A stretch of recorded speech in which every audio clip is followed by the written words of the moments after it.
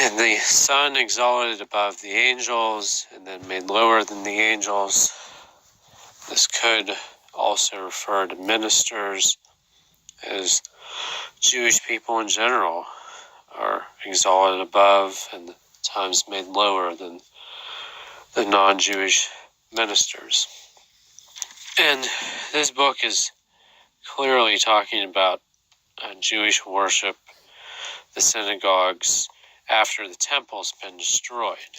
I just heard a rabbi speak about this recently, that since the temple was destroyed, we no longer give these animal sacrifices anymore, and instead we give the fruit of lips. And that's the same thing we find here stated in the New Testament. But I'm afraid there's a more sinister meaning here in the New Testament, where it says animal sacrifice is insufficient. And I think this is actually referring to human sacrifice, because that's something the non-Jews have always done, it seems, for a long time. And in this case, rather than sacrificing their own people, they're sacrificing the Jews, like Jesus, or like other early century Christians, who many of whom were Jewish themselves, or Judaizers, and they were put in the Colosseum, and they were made a spectacle of, and they were killed. They were sacrificed for the entertainment of the Gentiles and to please the gods, as you could call them, or just the rulers of Rome at that time.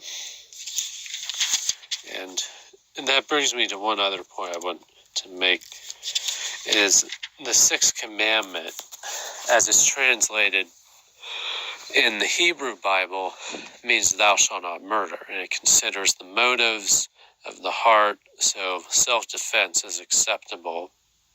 So, for example, it's okay for Israel to fight against the Palestinians, the Arabs who surround them and outnumber them, for their own survival, self-preservation, self-determination.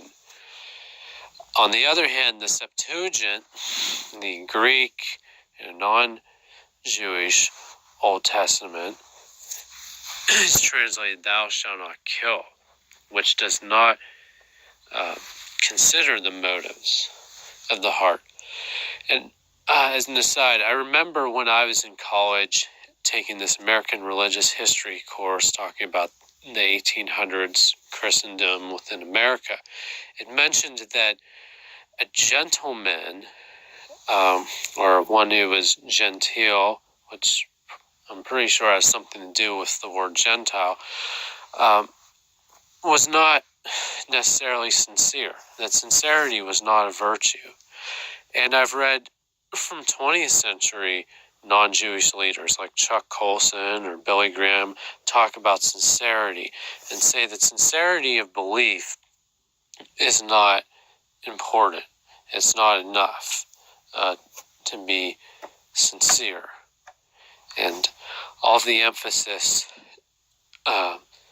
is placed upon the outward appearance, it seems, by these Christian leaders who discount sincerity.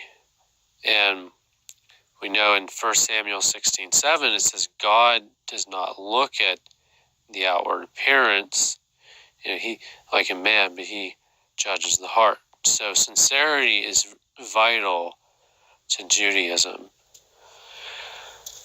And I have one more comment to make about the sixth commandment, that I think there are times when non-Jews say thou shalt not kill, and what they actually mean is that murder is acceptable.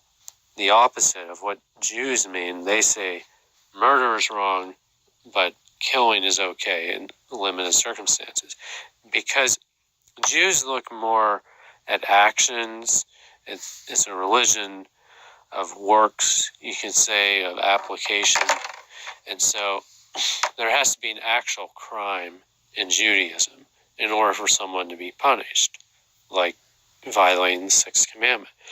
But in non-Jewish tradition, the surrounding nations of the Jews had very draconian laws where the punishment did not fit the crime. And someone could be executed or killed for almost any reason or no reason at all.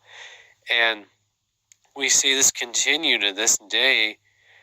In the 20th century, there was Nazi Germany and the Holocaust, and the Christians at that time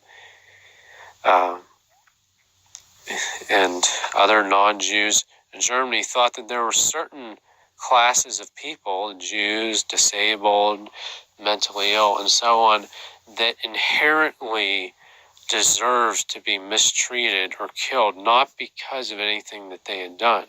And so I think that's an example of these non-Jews saying, "Thou shalt not kill," and what they actually mean is murder might be okay.